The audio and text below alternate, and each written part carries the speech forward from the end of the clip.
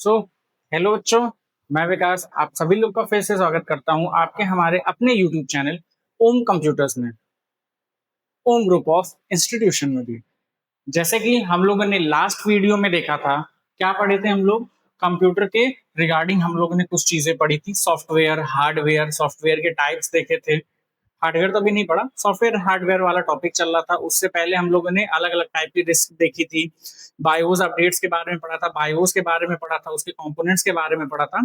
ये सारी चीजें हम लोगों ने लास्ट क्लास में क्या करी थी, कवर अप करी थी। अब हम लोग क्या करेंगे, इसके आगे बढ़ेंगे, इसके आगे चलेंगे। चलिए, तो अब हम लोग जो देखेंगे बच्चों, सॉफ्टवेयर डेवलपमेंट देखेंगे। क्या देखेंगे हम लोग? सॉफ्टवेयर डेवलपमेंट, जिसमें पहला क्या है, programming languages and paradigms.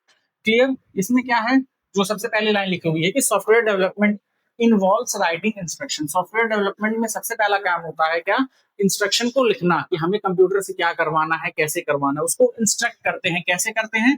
Code के माध्यम से। जो भी हमें उससे काम करवाना रहता है वो हम क्या लिखेंगे, कोड के थ्रू उसको इंस्ट्रक्ट करेंगे। The computer to perform specific task, कोई भी टास्क को परफॉर्म करने के लिए हम उसको कोड इंस्ट्रक्ट करेंगे, वो क्या करेगा, उसके अकॉर्डिंग परफॉर्म करके हमको देगा। Developers use programming languages such as Python, Java, सी++, जावास्क्रिप्ट, रूबी, स्विफ्ट। बहुत सारे प्रोग्रामिंग लैंग्वेजेस हैं। जैसे कि हम ह्यूमन बात करने के लिए हिंदी, इंग्लिश, भोजपुरी, तमिल, तेलुगु, अपने इंडिया में बहुत सारे जैसे लैंग्वेजेस चलते हैं, सेम वैसे ही कंप्यूटर के अंदर भी उनकी अपने डिफरेंट डिफरेंट क्या है, लैंग्वेजेस हैं। क्लियर? उनका अपना सिंटैक्स है, सिमेट्रिक्स है, और साथ के साथ अपने फीचर्स हैं, जिससे कि वो क्या करते हैं, different type of applications and programming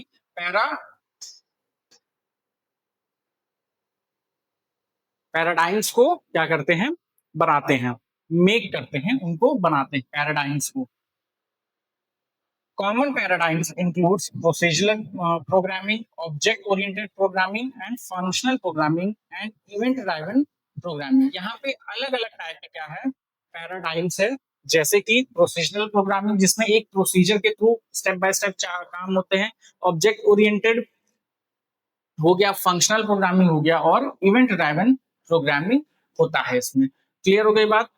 फिर अगला जो चीज है वो क्या है, सेकंड चीज, software development life cycle, SDLC, software development life cycle. This software development life cycle is a structured approach to software development that encompasses several phases, clear, including, देखो सॉफ्टवेयर डेवलपमेंट अभी मैं बता रहा हूँ उसके आगे। कहने का मतलब ये कि जो सॉफ्टवेयर डेवलपमेंट साइकिल होती है वो क्या होता है, एक स्टेप बाय स्टेप प्रोसीजर होता है एक सॉफ्टवेयर को डेवलप करने का।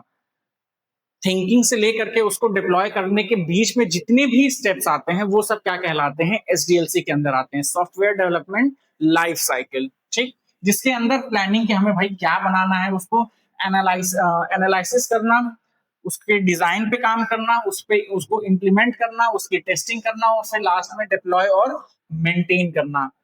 क्लियर? मेंटेन करना इज लाइक जैसे कि जो भी नए नए वर्जन आते रहते हैं वो क्या है, एक टाइप की मेंटेनेंस को के तहत आते हैं। जैसे कि कोई बग आ रहा है, कोई इशू आ रहा है, कोई चीज नहीं काम कर रही है, तो हमें रेगुलर जैसे कि प्ले स्टोर के तरफ से, मतलब जो भी व्हाट्सएप वगैरह होता है उस पर हमें प्ले स्टोर पे अपडेट्स मिलते रहते हैं। सेम वैसे ही ये वही चीज इसके अंदर में आती है, SDLC के अंदर में आती है। During the planning phase project goals, requirements and resources are defined. तो जब भी हम मतलब इसके इस फेज के अंदर रहते हैं, प्लानिंग फेज के अंदर रहते हैं, प्रोजेक्ट गोल्स देखते हैं और रिक्वायरमेंट देखते हैं, रिसोर्स को भी क्या करते हैं, हम डिफाइन करते हैं। रिसोर्स की कितनी टीम वर्क लगेगी, किस पे हमें काम करना है, हमें कैसे कैसे मतलब क्या कहते हैं, लैपटॉप्स वगैरह लगेंगे, या फिर कितनी मेंबर की टीम बनेगी, किस लैंग्वेज पे हम काम करेंगे, कैसे काम करेंगे, ये सारी चीजें इस प्लानिंग के अंदर में आती है। In the analysis phase requirements are gathered, analysed and documented. देखो जब हम उसके बाद एनालिसिस फेज में जाते हैं तो हमें किस किस चीजों की जरूरत पड़ती है वो हम देखते हैं, उसको एनालाइज करते हैं, और क्या करते हैं, उसको प्रॉपर डॉक्यूमेंटेशन करते हैं। और डॉक्यूमेंटेशन करने से क्या होता है ना, कि हमें कब कौन सा काम कर लिया है वो हम टिक कर लेते हैं, और नेक्स्ट हमें वो चीज कंप्लीट होने के बाद में अगली किस फेज पे हमको जाना है वो चीजें हम क्या करते हैं, स्टेप बाय स्टेप प्रोसेस को फॉलो करते हुए चलते हैं। ठीक, the design phase involves creating the architecture and detail specification for the software. जब डिजाइनिंग फेज में हम आते हैं तो उसके सॉफ्टवेयर के आर्किटेक्चर को देखते हैं कि भाई वो 64 बिट पे चलेगा या फिर 86 बिट पे चलेगा, काइंड ऑफ ये चीजें रहती हैं। और डिटेल स्पेसिफिकेशन उस सॉफ्टवेयर का हम लोग मेंटेन करते हैं, बनाते हैं, उस सॉफ्टवेयर को डिजाइन करते हैं। Implementation involves writing code to the coding. Sorry, my mistake. Implementation involves writing and coding the software based on the design specification. जो implementation होता है उसके अंदर क्या आता है, कोड को लिखना और सॉफ्टवेयर के अकॉर्डिंग जो भी डिजाइन हमने बनाई है उसके अकॉर्डिंग कोडिंग करना। Clear? Testing ensures that software meets the specified requirement and it's free of defects. Defect या फिर इसको दूसरे नाम से कह लो बग, बग्स कह लो, बग कह लो, जो भी है, बग यानी एरर, ठीक, बग कह लो या फिर आप उसको एरर के फॉर्म में भी क्या कर सकते हो, लिख सकते हो, नोट डाउन कर सकते हो। क्लियर? यानी जब टेस्टिंग फेज में जाता है तो सॉफ्टवेयर में कोई एरर तो नहीं आ रहा, कोई इश्यू तो नहीं आ रहा, कोई चीज चीज गलत तो काम नहीं कर रही है, या फिर हम कोई मैसेजिंग वगैरह जैसे कि व्हाट्सएप हो गया, तो जैसे कि मैसेज वगैरह हम कर रहे हैं तो वो मैसेज सही तरीके से डिलीवर्ड हो रहा है कि नहीं, बहुत ज्यादा टाइम तो नहीं लग रहा है, कोई इश्यू तो नहीं आ रहा है, बटन वगैरह जो भी उसमें बने हुए हैं उसकी डिजाइनिंग जो भी हुई है वो स्ट्रक्चर्ड तरीके से है कि नहीं है, वो सही तरीके से परफॉर्म कर रही है कि नहीं, जो भी लॉजिक्स जो भी फंक्शंस हमने लिख रखे हैं वो सही तरीके से काम कर रहा है कि नहीं, यही सारी चीजें किसके अंदर आती हैं, टेस्टिंग के अंदर आती हैं। क्लियर? और लास्ट में क्या होता है, डिप्लॉयमेंट और maintenance. Deployment involve installing and distributing the software to end users. जैसे कि हम लोग हैं, हम लोग क्या है, एंड यूजर्स हैं। जो भी प्ले स्टोर पे सॉफ्टवेयर आपको मिलते हैं वो हम लोग को कैसे मिलते हैं, सारी ये एसडीएलसी फेज को चेक करने के बाद में ही हमको मिलते हैं, डिप्लॉयमेंट होने के बाद में ही हमको मिलता है। क्लियर हो गया? जिसके अंदर हम उस सॉफ्टवेयर को इंस्टॉल करते हैं और साथ के साथ दूसरे लोग को भी शेयर करते हैं, यही डिस्ट्रीब्यूशन है। शेयर करना इज लाइक डिस्ट्रीब्यूशन, कि भाई हम मैंने यूज किया, भैया आप भी यूज करो, आप भी यूज करो, जो भी काइंड ऑफ पीपल होते हैं वो सब क्या करते हैं, इसको यूज करते हैं। क्लियर? और लास्ट में क्या आता है, maintenance involve ongoing support, updates and enhancement to the software. तो ऑनगोइंग जो भी सपोर्ट होता है, कोई भी एरर इशू वगैरह आता है उनको टाइम टू टाइम अपडेट्स के थ्रू फिक्स किया जाता है, और उस सॉफ्टवेयर को छोटे से लेकर के धीरे धीरे धीरे धीरे और भी फीचर्स वगैरह जो भी ऐड होते हैं वो किसके अंदर में आते हैं, इनहैंसमेंट के अंदर में आते हैं। क्लियर हो गई ये दो चीजें कि भाई प्रोग्रामिंग लैंग्वेजेस क्या है, कैसे यूज होती हैं, वो सारी चीजें हैं, और SDLC software development life cycle. Clear हो गई बात? तो आप लोग को क्या करना है, वीडियो को लाइक करना है, शेयर करना है, कमेंट करना है और चैनल को सब्सक्राइब करते हुए जाना है ओम कंप्यूटर्स को, क्योंकि लास्ट 3 वीडियोस में अभी कोई भी ढंग का मेरे को, मैं ये कहूं, रिजल्ट मेरे को नहीं मिल रहा है। तो प्लीज आप लोग क्या करें, वीडियो को ज्यादा से ज्यादा लाइक करें, शेयर करें, कमेंट करें, जो भी सवाल हो वो आप हमसे पूछ सकते हैं, कमेंट सेक्शन में हमसे बात कर सकते हैं। क्लियर हो गई? चलिए आगे चलते हैं और नेक्स्ट चीज देखते हैं हम लोग।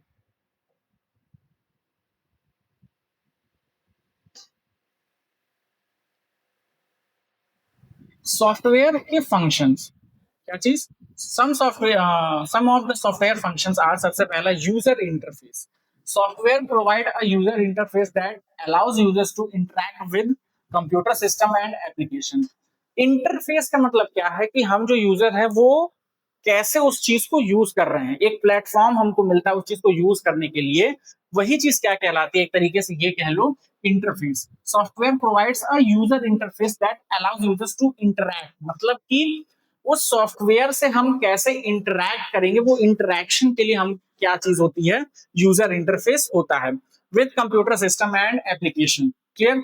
The UI encompasses element such as graphical user interface जिसको हम GUI कहते हैं, या फिर कमांड लाइन इंटरफेस जिसको CLI कहते हैं, and touch interface. Clear? There are 3 types of interfaces, command line interface, graphical user interface और touch interface. It enables users to input command, manipulate data and receive feedback from the system. वो क्या करते हैं भाई, computer को instruction देते हैं, command देते हैं, उसमें कुछ चेंजेस वगैरह करने रहते हैं तो वो चेंजेस करते हैं, और डेटा में चेंजेस करते हैं, और साथ के साथ क्या करते हैं, जो भी रिजल्ट, जो भी आउटपुट आता है वो हम सिस्टम से क्या करते हैं, लेते हैं। क्लियर हो गई ये बात? तो ये चीज किसके अंदर में आ गई है भाई, यूजर इंटरफेस में। फिर दूसरा क्या है हमारे पास, डेटा प्रोसेसिंग। क्या है? डेटा प्रोसेसिंग, डाटा प्रोसेसिंग नहीं, डेटा प्रोसेसिंग। प्रोनाउंसिएशन सही करना है। Clear? One of the primary functions of software is processing data. जो प्राइमरी फंक्शन होता है एक सॉफ्टवेयर का वो क्या रहता है? डेटा को प्रोसेस करना। Clear? This include task such as inputting, storing, manipulating and outputting data. जिसके अंदर में क्या क्या टास्क आते हैं? डेटा को लेना, उसको अपने पास स्टोर करके रखना, उसमें चेंजेस करना और हमें आउटपुट प्रोवाइड करना। Software application can perform various data processing operations including calculation, sorting, filtering, searching, formatting data according to predefined rules and algorithms. Clear? एक एक करके फिर से पढ़ते हैं। Software application can perform various processing operations. Clear? कहने का मतलब यह है कि सॉफ्टवेयर एप्लीकेशन क्या करता है? अलग अलग टाइप के क्या करता है? टास्क को परफॉर्म करता है। क्लियर? ऑपरेशंस को वो परफॉर्म करता है जिसके अंदर में कैलकुलेशन आती है, सॉर्टिंग आती है। सॉर्टिंग इज लाइक कि कौन किससे बड़ा छोटा ऐसे करके, मतलब एक लेवल में छोटे से बड़ा या बड़े से छोटा उसको सॉर्ट करना होता है। फिल्टर करना होता है कि भाई ये डेटा सही है कि नहीं, छांटना, फिल्टर करना। अगर आपके पास 10,000 डेटा है, उन 10,000 में से अगर आपको उत्तर प्रदेश का डेटा फाइंड आउट करना है तो वो चीज फिल्टरिंग के अंदर आएगी कि भाई वो फिल्टर करके दे रहा है, सर्च करके दे रहा है। उनमें से भी आपको अगर केवल प्रयागराज का डेटा चाहिए तो आपको केवल वो प्रयागराज का डेटा फाइंड करके देगा, सर्च करके देगा। Formatting data according to predefined rules and algorithms, और उसको क्या करेगा? डेटा को फॉर्मेट करेगा, उसकी स्टाइल वगैरह जो भी जैसे भी आप चाहोगे वैसे उसको उसके अकॉर्डिंग वो सेट करके देगा, जो भी प्री डिफाइंड एल्गोरिथम्स बनाए गए हैं उसके अकॉर्डिंग। क्लियर? जो भी रूल्स या फिर एल्गोरिथम बनाए गए हैं उसके अकॉर्डिंग। क्लियर? चलो आगे चलते हैं। फिर देखते हैं क्या तीसरी चीज है। क्या? Task automation. क्या है? Task automation. Software automates repetitive tasks and processes, allowing users to save time and increase productivity. Software automative repetitive task automates repetitive task, जो भी बार बार करने वाला काम है सॉफ्टवेयर उसको क्या करता है? एक बार में फिक्स कर देता है कि बार बार बार बार बार बार बार बार एक लूप में ही क्या होता रहे, काम चलता रहे, होता रहे। क्लियर? वो इससे क्या होता है कि भाई यूजर्स क्या कर सकते हैं? अपना टाइम बचा सकते हैं और प्रोडक्टिविटी को भी क्या कर सकते हैं? इंक्रीज कर सकते हैं। ऑटोमेशन इन्वॉल्व्स राइटिंग स्क्रिप्ट्स और program that perform predefined sequences of actions automatically. Automation के अंदर में क्या आता है? राइटिंग स्क्रिप्ट और प्रोग्राम। कोई भी प्रोग्राम लिखना, स्क्रिप्ट लिखना, ये इसके अंदर में आता है जो कि प्री डिफाइंड सीक्वेंसेस पे एक्शन करता है ऑटोमेटिकली। जैसे कि कॉमन एग्जांपल इसका क्या है? Automate task include file backup. वो ऑटोमेटिकली क्या करता रहेगा? फाइल बैकअप करता रहेगा। जैसे कि गूगल ड्राइव वगैरह होगा, अगर उसमें हम ऑटो बैकअप ऑन कर देते हैं तो टाइम टू टाइम क्या करता है? जो भी हम फोटोज वीडियोस हम अपने गैलरी में रखते हैं वो डायरेक्टली क्या हो जाएगी? गूगल ड्राइव पे जाकर के सेव हो जाएगी। ऑटो बैकअप जिसे कहते हैं वो चीज। Batch processing, report generation and system maintenance task. तो रिपोर्ट भी वो जनरेट कर लेगा ऑटोमेटिक, सिस्टम मेंटेन भी कर लेगा और साथ के साथ बैच प्रोसेसिंग भी वो करेगा टाइम टू टाइम। यही चीज क्या होती है? ऑटोमेशन होता है, जो अपने आप ही काम हो जाए। एक बार हम उस चीज को सेट कर दे, वो लूप में वो काम टाइम टू टाइम, एक दिन 2 दिन पे या फिर जैसे भी जिस भी अकॉर्डिंग हम लोग उसको सेट करें वो उसके अकॉर्डिंग क्या कर सके? उसे परफॉर्म कर सके। ठीक? उसके बाद फिर फोर्थ क्या है? Communication. Software enables communication between different computer system end devices over networks. Software क्या करता है? इनेबल करता है communication between devices and computer, जो भी अलग अलग डिवाइसेस है और कंप्यूटर के बीच में वो क्या करता है? कम्युनिकेशन प्रोवाइड करता है। कौन? Software over the network, network के ऊपर। Communication software includes protocols, drivers, applications that facilitate data exchange between computers, servers, routers and other networking devices. इस कम्युनिकेशन सॉफ्टवेयर के अंदर क्या क्या आता है? अलग अलग टाइप के प्रोटोकॉल्स हो सकते हैं, ड्राइवर्स हो सकते हैं, एप्लीकेशन जो डेटा को क्या कर रहे हैं? एक्सचेंज कर रहे हैं बिटवीन कंप्यूटर्स 2 3 4 कंप्यूटर, अलग अलग कंप्यूटर पे, अलग अलग सर्वर्स पे, अलग अलग राउटर्स के बीच में एंड अदर नेटवर्किंग डिवाइसेस के बीच में वो क्या कर रहे हैं? डेटा को एक्सचेंज कर रहे हैं एक दूसरे से कम्युनिकेट करके। Example of communication software includes web browser. जैसे हम वेब ब्राउजर का यूज कर रहे हैं तो भाई हम क्या कर रहे हैं? अलग अलग सिस्टम को एक्सेस कर रहे हैं, वेबसाइट्स वगैरह एक्सेस कर रहे हैं, तो वेबसाइट कैसे, एक सर्वर के थ्रू तो हमें डेटा आ रहा है, हम उसको डेटा भेज रहे हैं सर्वर के थ्रू, रिक्वेस्ट या फिर रिस्पॉन्स हो रहा है। ईमेल क्लाइंट, हम ईमेल वगैरह कर रहे हैं। इंस्टेंट मैसेजिंग एप्लीकेशन है, व्हाट्सएप, इंस्टाग्राम, स्नैपचैट, ये सारी चीजें हैं। वीडियो कॉन्फ्रेंसिंग टूल्स हैं, जैसे कि आपका क्या कहते हैं, गूगल मीट हो गया, जूम हो गया। व्हाट्सएप पे भी हम लोग, नहीं व्हाट्सएप पे तो वीडियो कॉन्फ्रेंसिंग वैसे एथिकल चीज नहीं करते हैं, मतलब जैसे कि प्रोफेशनल चीजें हम व्हाट्सएप वगैरह वीडियो कॉलिंग पे हम नहीं करते हैं, लेकिन हाँ इन सारी चीजों पे जूम हो गया, फिर गूगल मीट हो गया, आपका ये आउटलुक हो गया, इन सब पे हम क्या करते हैं, वीडियो कॉन्फ्रेंसिंग वगैरह करते हैं। क्लियर। फिर पांचवा क्या है, रिसोर्स मैनेजमेंट, रिसोर्स को मैनेज करना। Software manages system resources such as memory, वो मेमोरी को रिसोर्स कर क्या करता है, मैनेज करता है। प्रोसेसिंग पावर को मैनेज करता है, स्टोरेज को मैनेज करता है, और पेरिफेरल डिवाइसेस को भी क्या करता है, वो मैनेज करता है। मेरी तरफ से एक क्वेश्चन है, क्या, what are the stake difference between memory and storage, storage. Clear. इस क्वेश्चन का जवाब आप लोग दे दीजिएगा, मैं फिर से लिख दे रहा हूँ, फिर से बता दे रहा हूँ। What are the difference between memory and storage, जैसे कि यहाँ पे यूज हुआ है सच एज मेमोरी, और यहाँ पे यूज हुआ है स्टोरेज, तो इसके बीच में जिसको भी डिफरेंस पता होगा वो कमेंट सेक्शन में कमेंट कर देना, कि एटलीस्ट ये तो पता चले कि हाँ आप लोग वीडियो यहाँ तक देख रहे हो, या फिर आप लोगों ने वीडियो देखी है, तो प्लीज कमेंट कर देना। Clear. It locates resources to different tasks and processes based on the priority and demand, ensuring efficient use of hardware resources.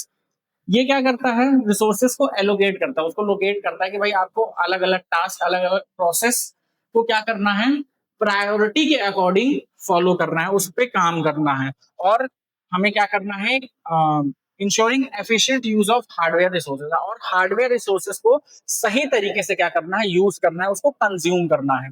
Clear. Resource management software includes operating system, सबसे पहली चीज तो operating system. Operating system क्या होता है, operating system वो चीज होती है जो आपके इस हार्डवेयर को, और जो सॉफ्टवेयर है, सॉफ्टवेयर जैसे लाइक वेब ब्राउजर हो गया आपका, जो भी, हाँ जो भी एप्लीकेशन सॉफ्टवेयर होते हैं, उनके बीच में क्या करता है, एक कम्युनिकेशन, एक यूजर का काम करता है। यूजर नहीं कह सकते, कहने का मतलब एक कम्युनिकेशन, एक ब्रिज का काम करता है, किसके बीच में, हार्डवेयर के बीच में। हार्डवेयर जैसे कि अगर आपके कंप्यूटर या फिर मोबाइल से अगर मैं ऑपरेटिंग सिस्टम को हटा दूं, तो आपका फोन किसी काम का है या आपका कंप्यूटर किसी काम का है, यूजुअली नहीं होगा, है ही नहीं, क्योंकि हम उसमें बिना ऑपरेटिंग सिस्टम के कोई काम नहीं कर सकते। कोई सॉफ्टवेयर हम कैसे यूज करेंगे जब तक ले हमारे पास एक प्रॉपर प्लेटफॉर्म नहीं होगा उस चीज को यूज करने का। क्लियर। अगर ये यूट्यूब नहीं होगा तो हम अपनी वीडियोस को आप तक कैसे पहुंचाएंगे, समझ रहे हो। तो यूट्यूब क्या कर रहा है, हमें एक प्लेटफॉर्म दे रहा है, आपके बीच और हमारे बीच एक कम्युनिकेशन को क्या कर रहा है, स्टैब्लिश कर रहा है। सेम ऐसे ही ऑपरेटिंग सिस्टम क्या करता है, जो भी एप्लीकेशन सॉफ्टवेयर हैं उनके बीच और कंप्यूटर के बीच में क्या कर रहा है, कम्युनिकेशन बैठा रहा है, कि भाई जो भी यूजर, एंड यूजर बैठा होगा, वो एप्लीकेशन सॉफ्टवेयर का क्या करेगा, यूज करेगा ऑपरेटिंग सिस्टम के माध्यम से उनके ऊपर। क्लियर। जैसे कि ये अभी क्या है, आप क्या यूज कर, मैं यहाँ पे अभी क्या यूज कर रहा हूँ, ये एमएस वर्ड यूज कर रहा हूँ, तो इस एमएस वर्ड को यूज करने के लिए भी तो हमारे पास प्लेटफॉर्म होना चाहिए, ऑपरेटिंग सिस्टम। जस्ट लाइक या तो आपके पास विंडो होना चाहिए, लिनक्स होना चाहिए, या फिर मैक ओएस होना चाहिए। यही तीन प्लेटफॉर्म्स है जो कॉमन पीपल के लिए यूज होता है। क्लियर। समझ में आ गई बात। सिंगल यूजर ऑपरेटिंग सिस्टम इसे कहते हैं, विंडोज हो गया, मैक हो गया, या फिर लाइनक्स हो गया। क्लियर। तो वो क्या करता है, यही सारी चीजों को मैनेज करता है। मैनेजमेंट रिसोर्सेज के अंदर यही सारी चीजें आती है। सबसे पहला मैंने अभी एक्सप्लेन किया, क्या, ऑपरेटिंग सिस्टम। दूसरा डिवाइस ड्राइवर्स, जो कि पेरिफेरल डिवाइसेस को आपके कंप्यूटर से क्या करते हैं, यूजेबल बनाते हैं, कि भाई आप कीबोर्ड वगैरह अगर आप ऐड कर रहे हो, तो अगर कोई ड्राइवर, कोई हार्डवेयर, अगर कोई पेरिफेरल डिवाइस हो गया, अगर वो नहीं सपोर्ट कर रहा है, तो आप उसके रिगार्डिंग क्या कर सकते हो, क्या कर सकते हो, डिवाइस ड्राइवर्स को यूज करके उसको अपने कंप्यूटर के अकॉर्डिंग क्या कर सकते हो, बना सकते हो कि भैया आप अब सूटेबल हो इसको यूज करने के लिए। System utilities and monitoring control hardware components, तो हार्डवेयर वगैरह को भी ये क्या करता है, कंट्रोल करता है। क्लियर। और उसके बाद से क्या है, सिक्स्थ और आखिरी पॉइंट क्या है, security. Software implement security measures to protect computer system networks and data from unauthorised access, malware and other threats. तो सिक्योरिटी क्या करता है भाई, सॉफ्टवेयर इंप्लीमेंटेशन में सिक्योरिटी एक अहम रोल यूज करता है, एक अहम भूमिका निभाता है, क्या करने के लिए, हमारे कंप्यूटर को प्रोटेक्ट करने के लिए और नेटवर्क को प्रोटेक्ट करने के लिए, डेटा फ्रॉम अनऑथराइज एक्सेस, जिसको एक्सेस नहीं है, आप मान लो किसी थर्ड पार्टी ऐसे वेबसाइट पे क्या है जहां पे आपको नहीं जाना चाहिए था या फिर नहीं एक्सेस करना चाहिए, तो वहां पे आप क्या कर रहे हो, उस वेबसाइट को आप क्या कर रहे हो, एक्सेस कर रहे हो। तो जो ये सिक्योरिटी रहेगी वो क्या करेगी, वो फायरवॉल क्या करेगा, मेनली फायरवॉल होता है, जो फायरवॉल क्या करेगा, अनऑथराइज एक्सेस को क्या करेगा, ब्लॉक करेगा। क्लियर। जिससे कि क्या होगा, आपका डेटा सेफ रहेगा, क्लियर रहेगा और आप क्या कर सकोगे, इजिली ऐसी वेबसाइट्स को क्या कर सकोगे, एक्सेस कर सकोगे। वैसे करना तो नहीं चाहिए लेकिन हाँ, कुछ टाइम के लिए आप क्या कर सकोगे, एक्सेस कर सकोगे। यही चीज लिखी है कि security software includes antivirus programs. Antivirus program होता है जैसे अवास्ट हो गया आपका, क्या कहते हैं, क्विक हील हो गया, विंडोज डिफेंडर जो माइक्रोसॉफ्ट के अंदर ही आता है, इनका खुद का बनाया हुआ है और ये सफिशिएंट होता है। मैंने लास्ट वीडियो में भी बताया था। फायरवॉल हो गया, इंक्रिप्शन टूल हो गया, ऑथेंटिकेशन मैकेनिज्म हो गया, that safeguards sensitive information and prevent unauthorised user from compromising system integrity and confidentiality. Clear. तो मेनली आप यही समझ लो, सिक्योरिटी इज लाइक कि आपके डेटा को सेफ रखने के लिए आपको क्या करना पड़ेगा, फायरवॉल वगैरह, एंटीवायरस वगैरह, ये सारी चीजों को अप टू डेट रखना पड़ेगा और इनको टाइम टू टाइम यूज भी करते रहना पड़ेगा। क्लियर। जिससे कि आपका कंप्यूटर क्या रह सके, सिक्योर रह सके। क्लियर। सिक्योरिटी के अंदर software implementation security measures to protect computer system, यही सारी चीज इसमें लिखी हुई है। ठीक है, चलो आगे चलते हैं और अब देखते हैं क्या कोर कंपोनेंट्स, कंप्यूटर के मेन कंपोनेंट्स क्या होते हैं, मेजर कंपोनेंट्स, कोर कंपोनेंट्स क्या क्या होते हैं। जिसमें सबसे पहला क्या है भाई, सीपीयू है, central processing unit. The CPU is the brain of the computer. Computer का जो ब्रेन है उसको सीपीयू कहते हैं, central processing unit. The CPU is the brain of the computer responsible for executing instructions and performing calculations. जो भी instruction हम computer को दे रहे हैं उसको एग्जीक्यूट करने में सीपीयू का एक अहम रोल होता है। क्लियर। किसका रोल होता है, सीपीयू का एक अहम रोल होता है और ये साथ के साथ क्या करता है, कैलकुलेशंस को भी परफॉर्म करता है। It consist of arithmetic logic unit, जिसे हम एएलयू कहते हैं, for arithmetical operations, control unit for instruction interpretation and registers for temporary data storage. देखो इसके अंदर में दो तीन चीजें आती हैं सीपीयू के अंदर में। ठीक, सीपीयू के अंदर में दो तीन चीजें आती है, जिसमें सबसे पहला है आपका एएलयू कह लो, देन फिर उसके बाद आता है CU control unit, and then फिर उसके बाद आता है रजिस्टर। रजिस्टर डेटा को स्टोर करने के लिए। क्लियर। रजिस्टर डेटा को क्या करने के लिए, रजिस्टर डेटा को स्टोर करने के लिए। मैं फिर से लिख देता हूँ, clear, register. Clear. Register data को क्या करने के लिए, स्टोर करने के लिए। CPUs come in different architecture and speed influencing the overall performance of the computer। देखो भाई, सीपीयू दो आर्किटेक्चर में आते हैं, एक 64 बिट और एक 32 बिट, 64x और एक होता है 32x, ऐसे करके दो आर्किटेक्चर में आते हैं। क्लियर। जिसके कारण क्या होता है, उसकी स्पीड भी थोड़ी सी क्या हो जाती है, हाई एंड वाला अच्छी परफॉर्मेंस, लो एंड वाला थोड़ी कम परफॉर्मेंस। क्लियर। 32 बिट वाला थोड़ा हल्का चलेगा, स्मूथ चलेगा, उसमें उसके अकॉर्डिंग सॉफ्टवेयर भी रहते हैं।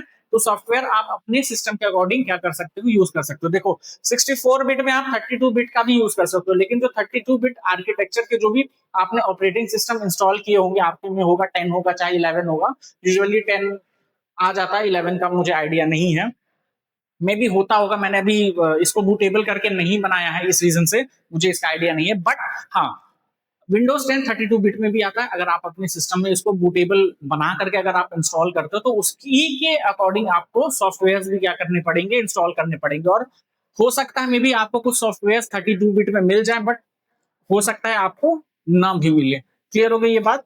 तो यूजुअली हम 64 बिट यूज करते हैं कि जिसको अगर हल्का भी सॉफ्टवेयर यूज करना होगा, 32 बिट आर्किटेक्चर का यूज करना होगा, तो आप उसके अकॉर्डिंग उसमें इंस्टॉल करके आप यूज कर सकते हो।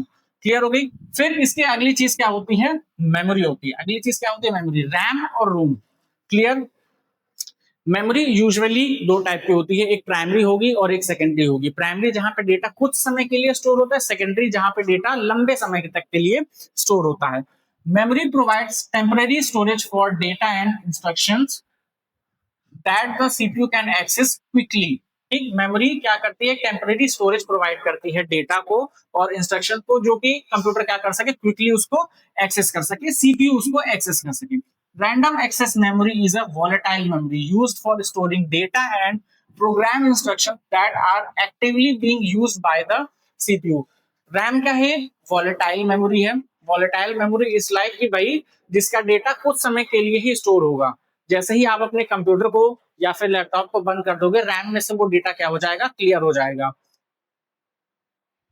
क्लियर। उसके बाद से होता है रीड ओनली मेमोरी। ये is non volatile memory that stores firmware BIOS settings retain data even the computer is powered off. देखो, एक चीज और दिमाग में बैठा लो, और वो चीज क्या है कि मैं इसको रफ कर देता हूँ, यहीं पे लिख देता हूँ क्या चीज।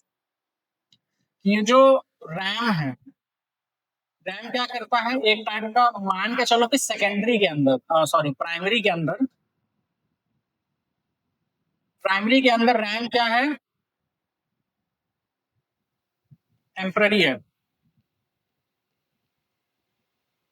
बट जो रोम है, रोम क्या है, परमानेंट है। रोम क्या है, परमानेंट है। इसकी वजह से थोड़ा दिक्कत हो रहा है। रोम क्या है, एक परमानेंट है। कैसे परमानेंट है, यहीं पे लिखा हुआ है, is non volatile memory that stores firmware and BIOS settings, जो कि रिटेन कर लिया जाता है कब, जब सिस्टम बंद हो जाता है उसके बाद भी। किसी रीजन से क्या है कि प्राइमरी के अंदर भी अगर कोई सेकेंडरी स्टोरेज की बात, मतलब जो परमानेंट स्टोरेज की मैं बात करूं, तो वो क्या है, आपका रोम है। क्लियर हो गया। Read only memory, clear. यही चीज है इसके अंदर में, रैम और रोम। और उसके बाद में अगर आप चले जाओगे सेकेंडरी मेमोरी में, सेकेंडरी मेमोरी भी सेम ही काम करती है, जहां पे आपका डेटा परमानेंट रहता है, चाहे आपका कंप्यूटर बंद हो जाए उसके बाद भी। क्लियर। फिर उसके बाद आता है स्टोरेज डिवाइस। देखो यहीं पे क्लियर डिफरेंस आपको समझ में आ रहा है, मेमोरी और storage devices.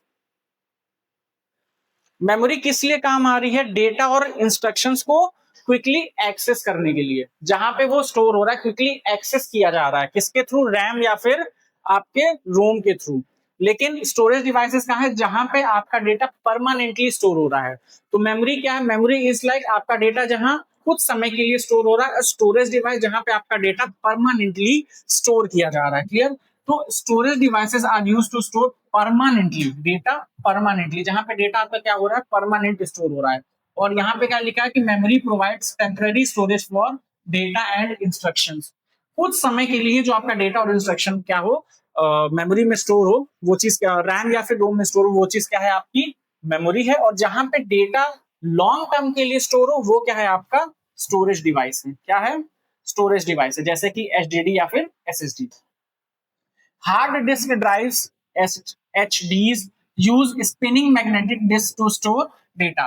Hard disk drive के अंदर एक मेटेलिक डिस्क होती है जो घूमती है, सीडी के साइज की रहती है, वो घूमती है और यूवी रेस के थ्रू उसको क्या किया जाता, मतलब समाव ऐसे ही कुछ उसको क्या किया जाता है, उसका ऐसा मैकेनिज्म है कि जब वो डिस्क घूमेगी तभी आपका डेटा क्या होगा, रीड होगा। इसीलिए एचडीडी जो होती है वो टाइम के साथ क्या हो जाती है, स्लो हो जाती है। बट एसएसडी में ऐसा कोई भी स्पिनिंग टूल नहीं होता है, स्पिनिंग मैकेनिज्म नहीं होता है।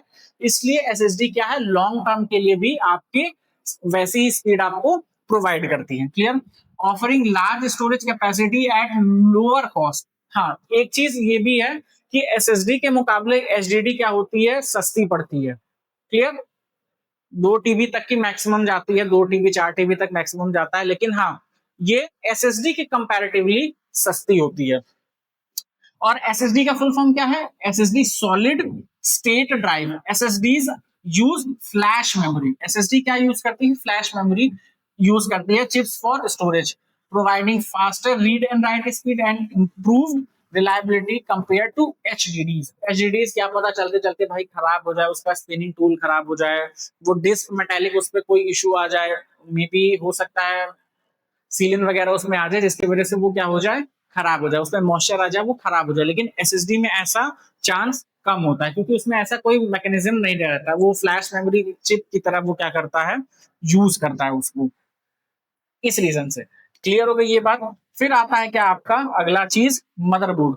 The motherboard is the main circuit board of the computer. ये कंप्यूटर का मेन सर्किट बोर्ड होता है जहां पे सारे हार्डवेयर क्या होते हैं, एक दूसरे से कनेक्ट होते हैं, connecting all hardware components and providing interface for communication. ये एक टाइप का प्लेटफॉर्म देता है, कम्युनिकेशन देता है कि जो भी अदर हार्डवेयर है वो क्या कर सके, एक दूसरे से कनेक्ट हो सके, एक दूसरे के बीच में कम्युनिकेशन क्या कर सके, बैठा सके through motherboard.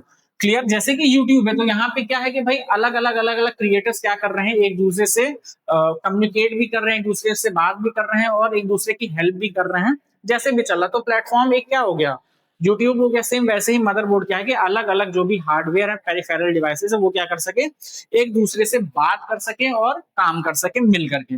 It contains CPU socket, memory slot, एक सेकेंड इसको थोड़ा सा मैं ऊपर कर दूं। इट कंटेन्स क्या है, memory CPU sockets, it contains the CPU socket, memory slots, expansion slot and connections connectors for peripheral devices such as USB ports, audio jacks and network interfaces। Clear. तो इसके अंदर में मेमोरी स्लॉट वगैरह जहां पे RAM वगैरह लगती है, एसएसडीज लगती हैं स्टोरेज डिवाइसेस के लिए, एक्सपेंशन स्लॉट है, जैसे कि एक फिक्स्ड मेमोरी आ रही है तो थोड़ी सी जगह और रहती है जहां पे हम एक्स्ट्रा मेमोरी वगैरह को क्या कर सके, ऐड कर सके। पेरिफेरल डिवाइसेस को भी ऐड करने के लिए होता है, जैसे कि यूएसबी पोर्ट है, यूएसबी ड्राइव, पेन ड्राइव वगैरह लगाने के लिए। ऑडियो जैक हो गया, ईयरफोन वगैरह, हेडफोन वगैरह ऐड इन करने के लिए, नेटवर्क इंटरफेसेस है, इंटरनेट वगैरह को कनेक्ट करने के लिए, ये सारी चीजें। क्लियर। फिर उसके बाद मदरबोर्ड के बाद आता है क्या, power supply unit, PSU. The PSU provides electrical power to the computer. ये क्या करता है, इलेक्ट्रिकल पावर सप्लाई करता है, इलेक्ट्रिसिटी सप्लाई करता है मदरबोर्ड को, जिससे कि आपका कंप्यूटर क्या होता है, बूट होता है और स्टार्ट होता है। मेन यही है, अगर आपकी पावर, आपके मदरबोर्ड को पावर नहीं मिलेगी, पीएसयू से वो कनेक्ट नहीं होगा, तो क्या होगा, आपका मदरबोर्ड स्टार्ट नहीं होगा, बूट नहीं होगा और आप कंप्यूटर क्या यूज नहीं कर पाओ, कंप्यूटर का यूज आप नहीं कर पाओगे। क्लियर हो गई बात। Converting alternating current from the wall outlet into direct current. ये एसी से क्या करता है, डीसी में कन्वर्ट करता है, जिसकी वजह से रिक्वायर्ड जो कंप्यूटर कंपोनेंट, जिनको भी कंप्यूटर के कंपोनेंट्स है उनको क्या चाहिए, एसी से डीसी में वो कन्वर्ट करके उसको देता है। It delivers power to the motherboard, CPU, graphic card, storage and other hardware component. जितने भी कंपोनेंट्स कंप्यूटर के हैं, जो भी फिजिकल कंपोनेंट्स है कंप्यूटर में, उन सबको ये क्या करता है, डायरेक्ट करंट प्रोवाइड करता है। कौन, पीएसयू। किसके थ्रू, मदरबोर्ड के थ्रू। पहले मदरबोर्ड में जाएगी, मदरबोर्ड, फिर उसके बाद ये सीपीयू हो गया, सीपीयू तो ओवरऑल पड़ जाता है, जिसके अंदर में क्या ग्राफिक कार्ड हो गया, स्टोरेज डिवाइसेस हो गया और अदर हार्डवेयर कंपोनेंट्स के अंदर में इलेक्ट्रिसिटी प्रोवाइड होती है पीएसयू के थ्रू। क्लियर। फिर आता है आपका graphics processing unit, GPU. The GPU is responsible for rendering images, graphics on the computer display. ये क्या करता है, जो भी इमेजेस वगैरह होती हैं उसके लिए, उसको डिस्प्ले कराने के लिए ये चीज क्या होती है, रिस्पॉन्सिबल होती है। It accelerate images processing tasks such as rendering, 3D graphics, video playback and image editing। जैसे कि जीपीयू इज लाइक, ये कह लो जो ग्राफिक कार्ड आता है, आरटीएक्स, जीटीएक्स, आरटी का 1650 और 3050, 3060, ये सब जो गेमिंग, जो आपके कंप्यूटर के पावर को इनहेंस कर रहे हैं, उसी की यहाँ पे बात हो रही है। क्लियर।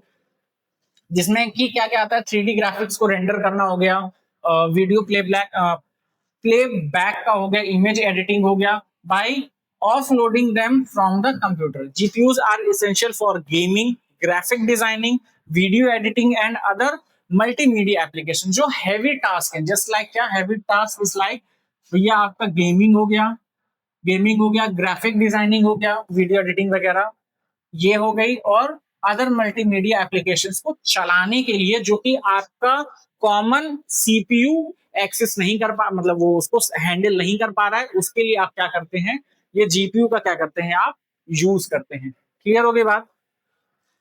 उसके बाद अब बात करते हैं अगली चीज, क्या, पेरिफेरल डिवाइसेस की। अभी तक ले अगर आप इस वीडियो पे रुके हुए तो इस वीडियो को लाइक कर देना, शेयर कर देना और कमेंट करते हुए जाना। कोई भी सवाल होगा कमेंट कर देना, और ऐसे ही रेगुलर वीडियोस आपको टाइम टू टाइम मिलती रहेंगी। मे बी एक दिन या 2 दिन एडिटिंग वगैरह से डिले हो सकता है, बट आपको वीडियोस ऐसे ही रेगुलर बीसीए की चलती हुई आपको मिलेंगी। और आप कुछ टाइम में आदेश सर की भी वीडियो एआई वाली आगे आती हुई चलेगी, तो हो सकता है इस वीडियो को अपलोड होने के साथ साथ ही आदेश सर की भी वीडियो आपको मिलती रहे।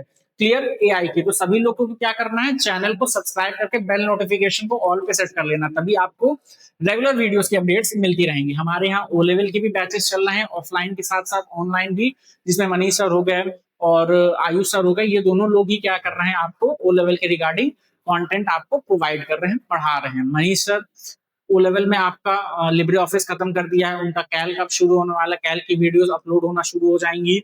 और मनीष सर ने पाइथन चला रहे हैं, तो आपको पाइथन की भी वीडियो मिलती जाएगी मनीष सर की भी। और आयुष सर भी क्या कर रहे हैं, साथ के साथ उनकी भी उनके लैंग्वेज में पाइथन की क्लास आपको मिलती रहेगी। तो हमारे पास अलग अलग टीचर्स हैं जो कि हर टॉपिक को, हर चीजों को क्या कर रहे हैं, कवर अप करते हुए चल रहे हैं। क्लियर होगी बात।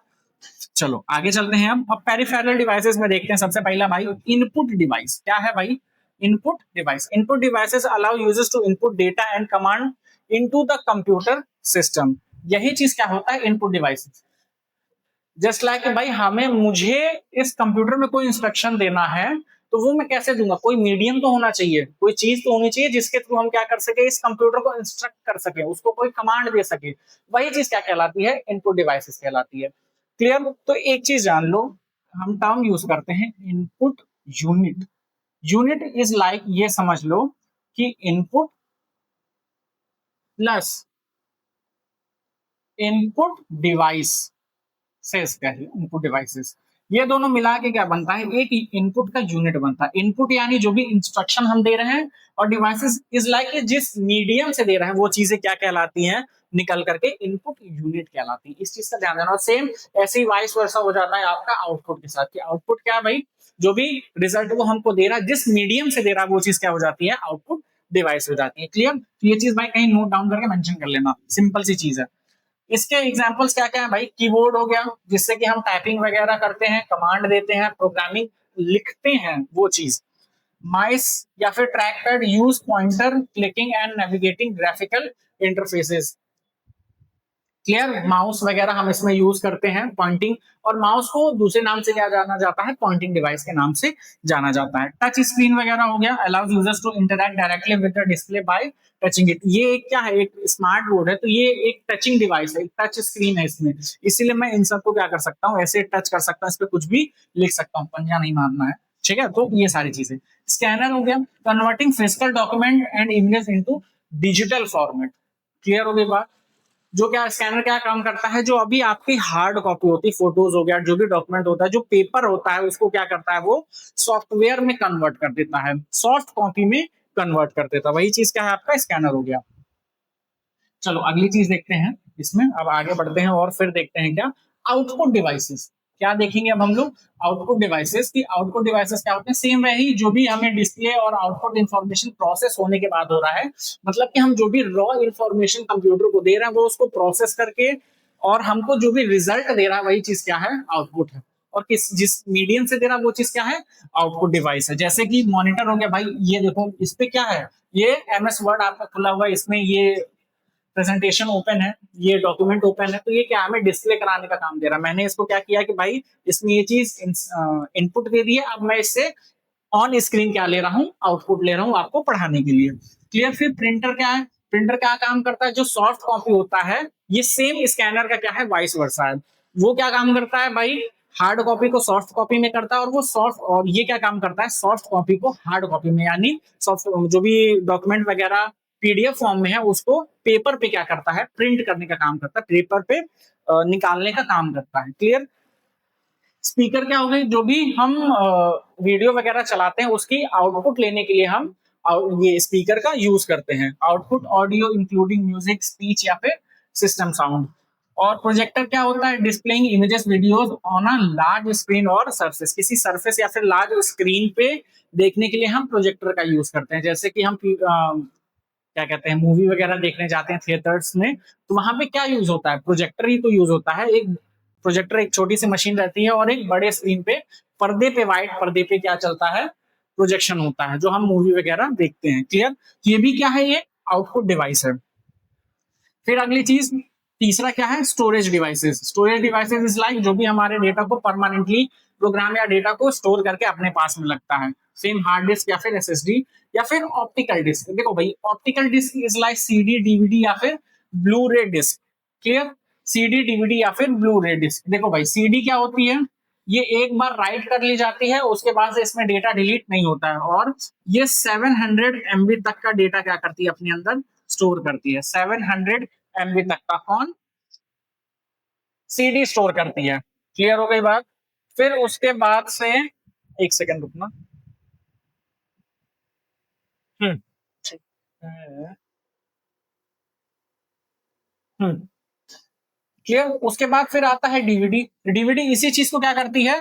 कवर अप करती है, खत्म करती है। कि जैसे कि क्या, एक तो सबसे पहला इसकी स्टोरेज बढ़ जाती है। डीवीडी की स्टोरेज क्या है? 4.7 GB से लेकर के अप टू 8.5 GB तक जाता है।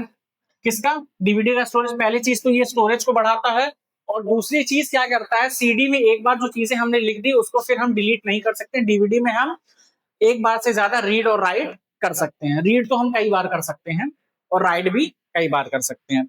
उसके बाद आता है ब्लूरे डिस्क। इसकी स्टोरेज होती है अप टू 50 GB तक।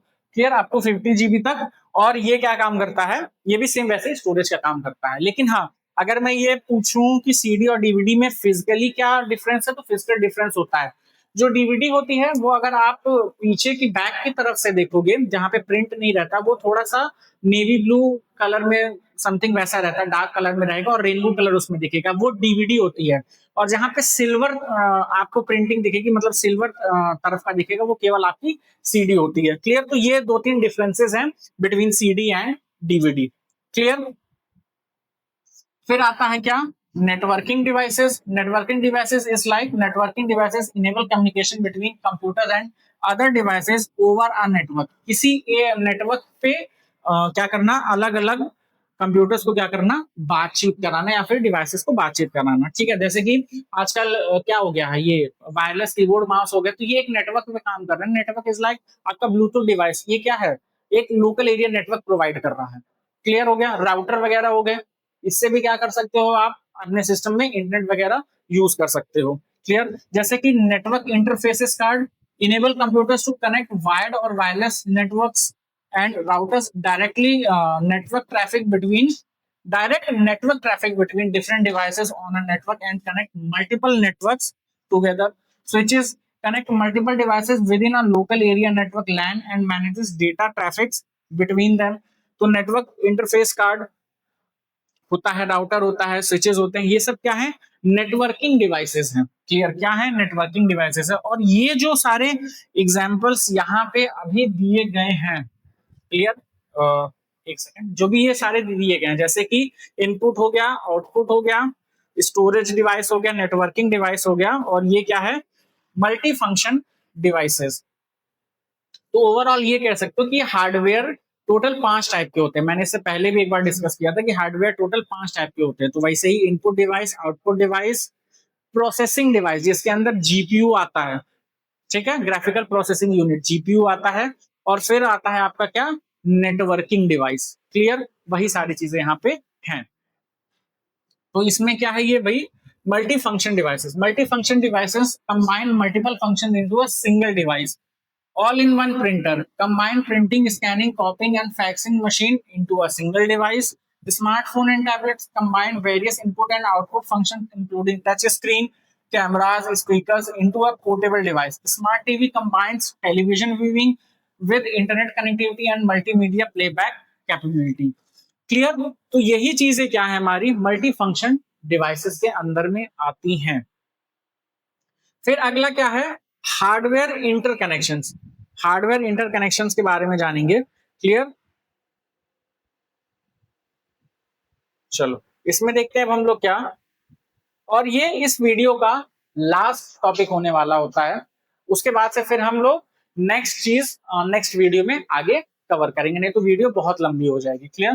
तो ये चीज देखते हैं क्या हम लोग, hardware interconnection, motherboard connection. The motherboard serves as the central hub for hardware interconnection in a computer system. ये एक टाइप का हब है जहां पे सारी चीजें क्या हो रही हैं, सेंट्रल हब है जहां पे सारी चीजें क्या हो रही हैं, एक दूसरे से कनेक्ट हो रही हैं, जुड़ रही हैं। It contains various connectors and slots that allows different hardware components to communicate with each other. ये हमें अलग अलग कनेक्टर्स देता है, स्लॉट्स देता है, जहां पे अलग अलग डिवाइसेस क्या हो सके, एक साथ कनेक्ट हो सके। जैसे कि CPU sockets connects the CPU to motherboard and facilitate communication between CPU and other components. Memory component, memory slot connects RAM modules to the motherboard, providing fast access and data instructions for the CPU। Memory slot होती है जहां पे RAM वगैरह हम क्या कर सकते हैं, एड इन कर सकते हैं। Expansion slot connect expansion cards such as graphic card, network adapter and sound cards to the motherboard, expanding the system functionality। जैसे कि ग्राफिक कार्ड वगैरह, नेटवर्क अडेप्टर्स वगैरह ऐड इन करने के लिए सिस्टम में अलग से ही मदरबोर्ड में स्लॉट्स लगे रहते हैं, जिससे कि हम अपने कंप्यूटर की क्या कर सके, परफॉर्मेंस को इनहेंस कर सके। क्लियर? फिर उसके बाद आता है दूसरा पेरिफेरल कनेक्शंस, वही हार्डवेयर वगैरह, आपके कीबोर्ड, माउस, प्रिंटर, इन सबको ऐड करने के लिए भी हमारे पास क्या है, अलग अलग मदरबोर्ड में स्लॉट्स आते हैं, पोर्ट्स आते हैं। क्लियर? वही चीज यहाँ पे लिखी हुई है। नेटवर्किंग पोर्ट हो गया आपका, ऑडियो जैक पोर्ट हो गया, यूएसबी पोर्ट हो गया, पेन ड्राइव वगैरह, ये सारी चीजों को ऐड इन करने के लिए। ऑडियो जैक हो गया, हेडफोन वगैरह ऐड करने के लिए, ईयरफोन ऐड करने के लिए। क्लियर? फिर अगली चीज क्या है, डेटा बसेस।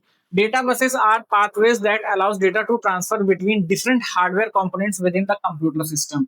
जैसे कि front side bus, FSB, mainly data को एक क्या काम करता है, ट्रांसफर करने का एक मीडियम बनता है between hardware components in the computer.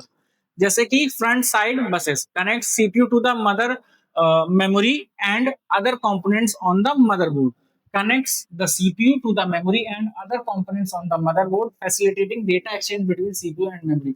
तो ये जो होता है फ्रंट साइड बस, ये सीपीयू और मेमोरी के बीच में एक क्या करता है, कम्युनिकेशन बैठाता है, जिसके बीच में हम क्या कर सकते हैं, डेटा को एक्सचेंज कर सकते हैं, आदान प्रदान कर सकते हैं। Peripheral component interconnection, PCI slots, जिसको कहते हैं पीसीआई स्लॉट्स, ये चीज सुना होगा आपने, PCI slots, peripheral component interconnection बस, connects expansion card motherboard allowing data to transfer between CPU and peripheral devices। तो ये CPU और peripheral devices के बीच में क्या करता है, कनेक्शन बैठाता है।